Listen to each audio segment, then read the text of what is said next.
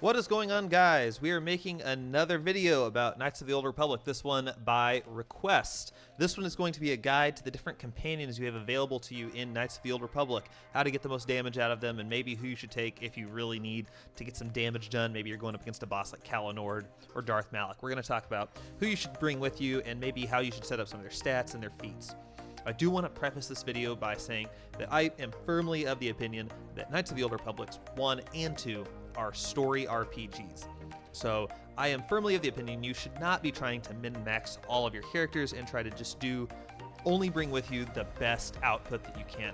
You should be bringing with you the characters that you like and the characters you enjoy being around, because honestly, you should be able to beat this game regardless of the party setup you take with you.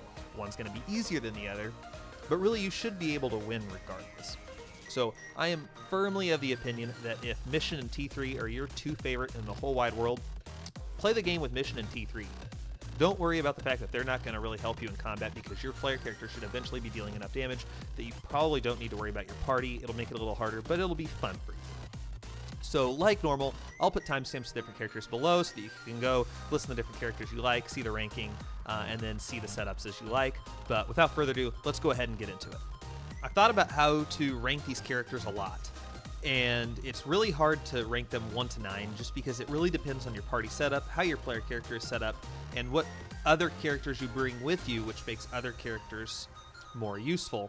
So I'm definitely not going to rank them just 1 to 9 because I don't think that's really fair, and I know that people are going to get upset if they see this ranking, because there are ways you can use characters that will bump them up or down in ranking depending on how your party is set up and how you use that character.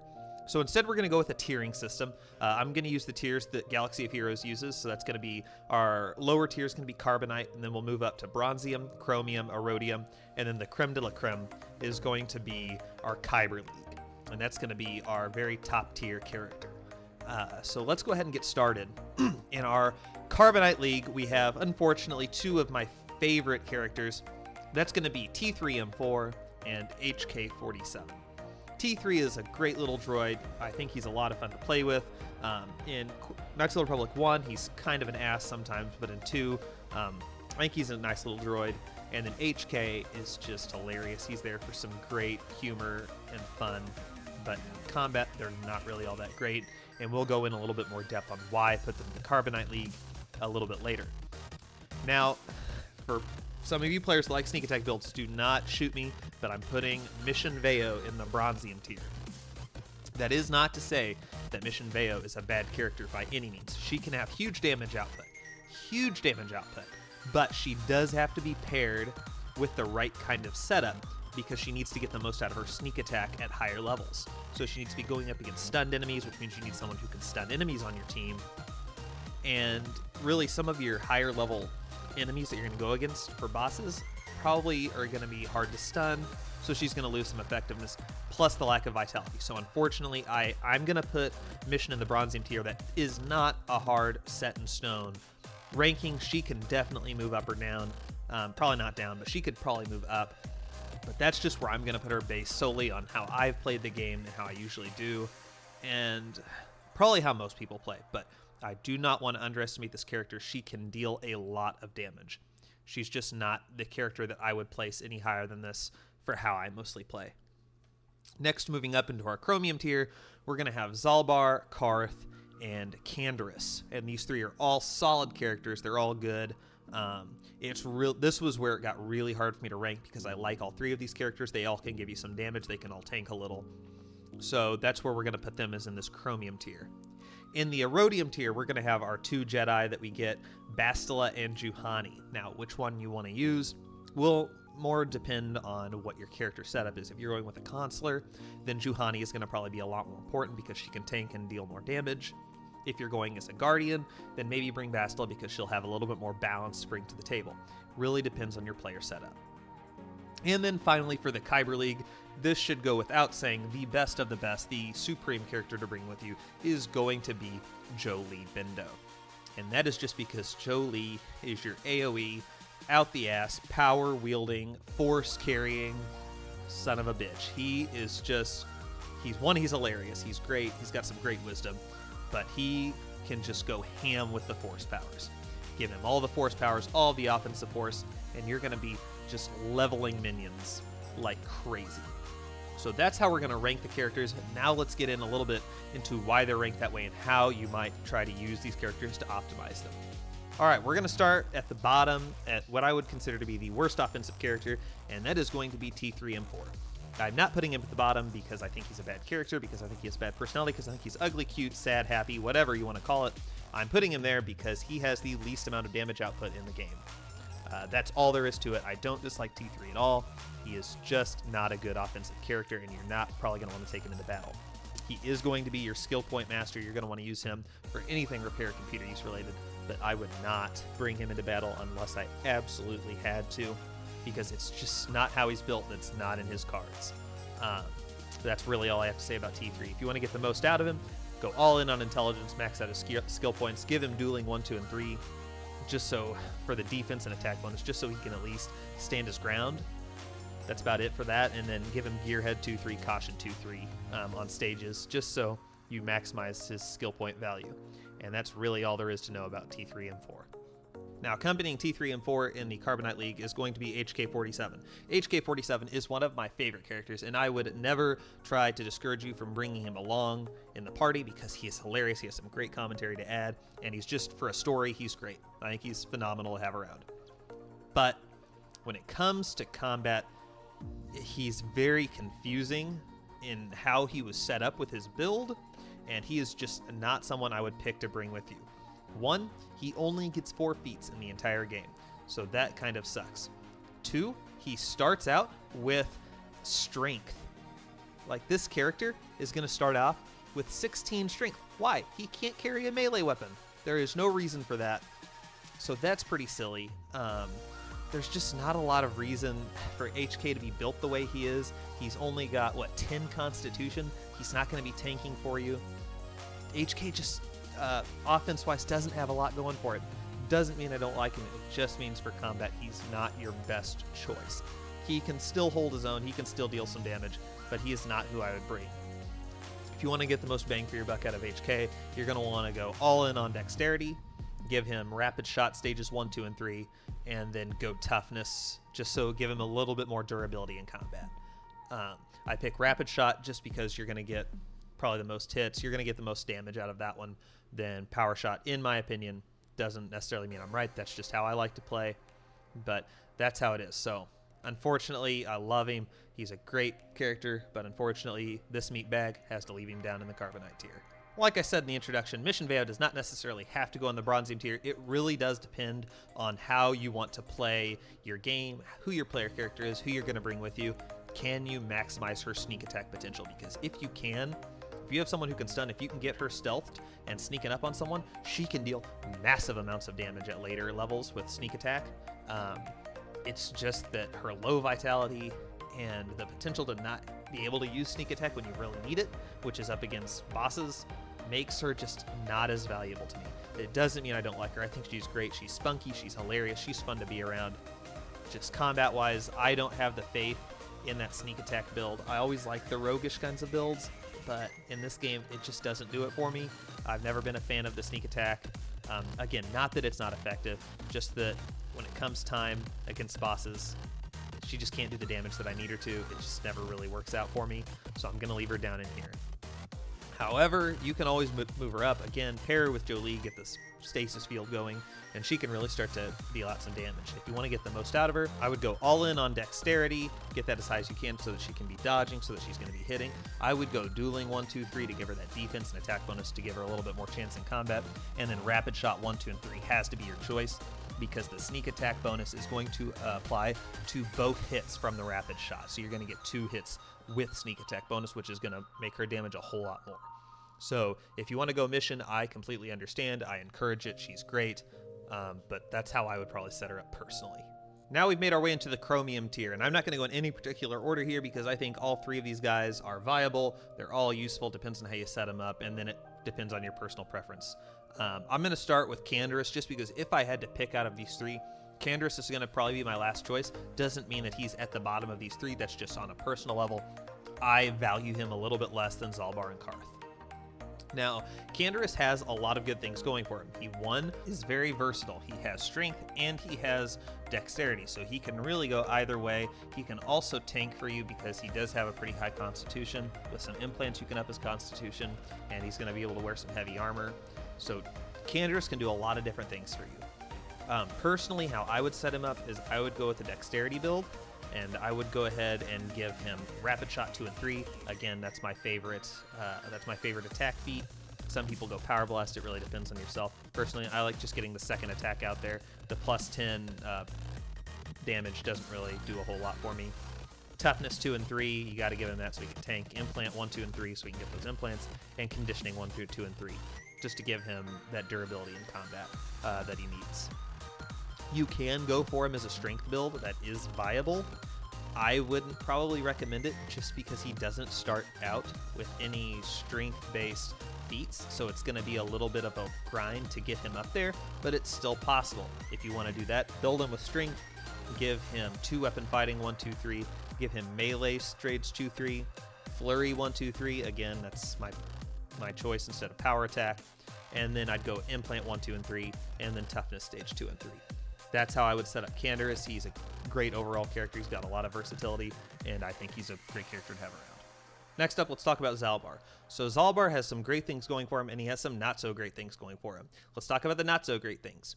One, he is not going to be able to wear any armor throughout the entire game. That means no defense bonus. He's got a low dexterity, which means basically he's going to take every single hit that comes at him. That is very unfortunate. That means that he has the potential to not last very long in combat. However, let's talk about the positives. He has 20 constitution. Pair that with toughness and Wookiee toughness, and he is going to have a lot of vitality to sort of try to offset the lack of defense. Is it going to work? I don't know. I don't use him a lot in the late game, but I think he still has the potential. That's why I put him up here, is he should still be able to last in combat. Plus, especially with his strength. He has 20 base strength, which means that he is going to be able to deal a crap ton of damage. So even if he is taking a lot of damage, as long as you can take out your enemies, you should be okay. So the way I would build Zaalbar is I would give him strength, I would give him toughness stages 1, 2, and 3. I would go ahead and do dueling 1, 2, and 3. You could go 2 weapon fighting, it's totally fine. The dueling 1, 2, 3 is if you want him to tank a little bit more, give him a little bit of a defense bonus. If you go 2 weapon fighting, I think that's also a phenomenal idea because you're going to be able to just wipe out your enemies with all of the damage he's going to deal. I would also go flurry stage 1, 2, and 3 regardless, but probably that's going to be more important with the 2 weapon fighting because you're going to be dealing a lot of damage and be taking out those enemies really quickly, so that really the amount of damage they're dealing doesn't matter because they're not going to be around long enough to deal the damage. But that's my take on Zaalbar. He's got his ups, he's got his downs, but overall, he's a pretty good character, and he's good to have around. Plus, he's a cute furry guy. How can't you love him? Now let's talk about everyone's favorite biotic, Mr. Kayden Alenko. Scratch that. Let's talk about everyone's favorite Republic soldier, Carth Onasi. Yes, Carth has won our hearts and souls with his roles as perhaps the whiniest and most annoying Alliance character and Republic soldier. But don't let that get you down. Carth, just like he is in Mass Effect as Kayden Alenko in Knights of the Old Republic, Carth is very viable in combat, albeit an extremely whiny little bitch at times. We get past it just for his damage output. Because he is a soldier, he comes with you on Taurus with 2 weapon fighting at the stage level 2. He's got some great stuff going for him, and that makes him really helpful at the start of the game. And honestly, you give him some great pistols, and he's going to deal you some damage. He can tank a little bit. He's just going to be a great guy to have around. So Carth overall is good. I might rank him a little bit higher than Canderous and Zaalbar. He's a great guy to have around. He could even, combat the 2 Jedi that we'll mention up in the next tier. So Carth, solid character to have around. When you want to build him, go dexterity, master 2 weapon fighting. I prefer rapid shots 1, 2, and 3. Again, you know my preference on that. Give him toughness 1, 2, and 3 to make him more stable in combat, durable. Implant 1, 2, and 3, give him some high-level implants, and then conditioning 1, 2, and 3 for the saving throws. Carth's a great character. He's boring a little bit, he's whiny a little bit, but his damage output makes up for it, so that's Carth Onasi. Now we've made our way up to the Aurodium tier, and now we've got 2 Jedi, and honestly, their position in your ranking kind of should be determined based on how your player character is set up. If you have a Guardian, then Bastila might be a little bit more helpful for you because she can balance out your lack of force with her a little bit more force power and wisdom. If you're going as a Consular, then Juhani is probably going to be the need to have because she's a Guardian. She's going to be able to tank and deal a little bit more damage. Plus, she's got the force going for her, so she can do that to benefit herself a little bit. So really between these two, it really depends on how your player character is set up, and it comes down to who you like more, I guess, because this is a role-playing game. Again, pick your favorite characters. We're going to go ahead in this part and talk about Bastila. Bastila is going to be your Jedi Sentinel. You're going to get her on Taurus. She's a good character. She's balanced. She's going to get 5 feats, but 17 force powers. How I would probably set her up is I would go ahead and go all in on dexterity. She's not going to hit really hard with her lightsaber because her strength is low, but her chance to hit, because it's governed by dexterity, she's going to be hitting a lot. And if you pair that up with force speed stage 3, give her 2-up fighting and flurry, she's going to still be able to deal significant damage, enough to get by. So I would go dexterity and wisdom as her feats, keep her balanced there so she can do a little bit with the force, do a little bit with her lightsaber. Feats, I'd go 2-up fighting stages 2 and 3, flurry stages 2 and 3, and Jedi defense 1, just to keep her around in combat, give her a little bit more durability. For feats, or for force powers, the most important one for any offensive Jedi character is going to be force speed, because you get those +2 attacks at stage level 3. So force speed 1, 2, and 3. I would give her heal 1, 2, and 3, just because healing is nice to have. She's going to have some wisdom. It's going to up her how much she heals you by. So I'd go heal. And then the other ones, you know, you can mix and match. I would probably go stun 2 and 3, force push 2 and 3, just because it's nice to have a little bit of offense with your force, and then force valor 1, 2, and 3, and force aura 2 and 3, just to give her some durability. But that's how I'd use Bastila. She's a good character, and you really can't go wrong with how you set her up. I think she's going to do great for you. Up next, we have the cat lady herself, Juhani. She is going to be your Jedi Guardian, and she is probably going to be the one you take with you if you have a Consular build. Juhani is pretty straightforward. As a Guardian, she's going to get 6 feats, 14 force powers. You're going to want to go Strength with her. You can go Constitution if you need her to tank, but I would go Strength just to get the damage out of her. For 6 feats, I would go 2-up fighting stages 1, 2, and 3, and flurry stages 1, 2, and 3, so that you're getting as much damage out of her as possible, because once you pair that up with force speed, you're going to be dealing a lot of damage and getting a lot of attacks in. So that's how I would go about it. Powers, I've already tipped my hand a little bit here. Force speed 1, 2, and 3, I've said that's the most important one. Force aura 1, 2, 3 is helpful. Force valor 1, 2, 3. Pick your favorite ones after that. Energy resistance, force push, stun, doesn't really matter. I tend to shy away from the offensive force powers with Juhani, just because with low wisdom, she's probably not going to be, she's going to be resisted a lot. So I would go with the more passive abilities that are going to buff her. But most important is just force speed 1, 2, and 3, because she's a damage dealer. That's how I'd go Juhani. She's going to be great for you. She's going to deal you some damage. She's good to have around.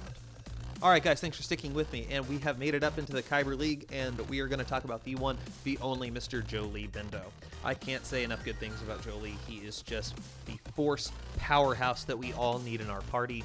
I carry him with me at all times, because you max out his wisdom, and you just go to town with Force Storm with everything offensive force. That's all you got to do. He is going to be a neutral Jedi, which means he's not going to get hit with force penalties. You really just can't go wrong. So when I build him, he's only going to get 4 feats. With his feats, I would go Master Dueling just for the defense bonus, and then Jedi Defense stages 1, 2, and 3. Again, just to keep him alive in battle. Max out his wisdom for his attributes, and he's going to get 17 force powers. I would say go Shock stages 1, 2, and 3, get that Force Storm going. I'd also go with Force Healing 1, 2, and 3. With all the wisdom he's going to have, he's going to be giving you a lot of health, so I would say he's the great healer of the team. After that, go ham on all the offensive force powers you can. Go Force Push 1, 2, 3. Stun 1, 2, 3 wouldn't be a bad idea. Drain Life 1 and 2. Insanity, go up to Fear Stage 3. Great.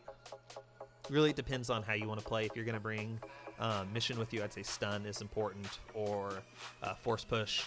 Really depends on who you want to bring with you, but I would say if you're going to get anything, you got to have Force Storm, you got to have Master Healing. I'd say those are essential for Jolee, and just let him go to town and take down all of your minions. He's great. You got to have him with you. Just get past the fact he's going to make fun of you from time to time because he's just a cranky old man, but we love him.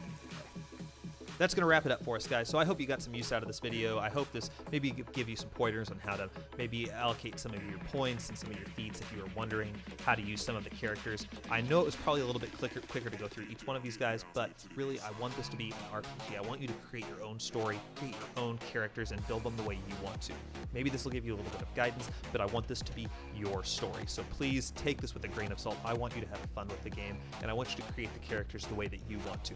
So I hope this helped you guys. Like if you enjoyed the video, comment down below. What do you think? Did I mess anything up? Who are your favorite characters? Let us know down below. How would you rank these guys? Comment down below any of your other thoughts. Be sure to subscribe so you're not missing a thing, and we'll talk to all you guys in the next video. Have a great one.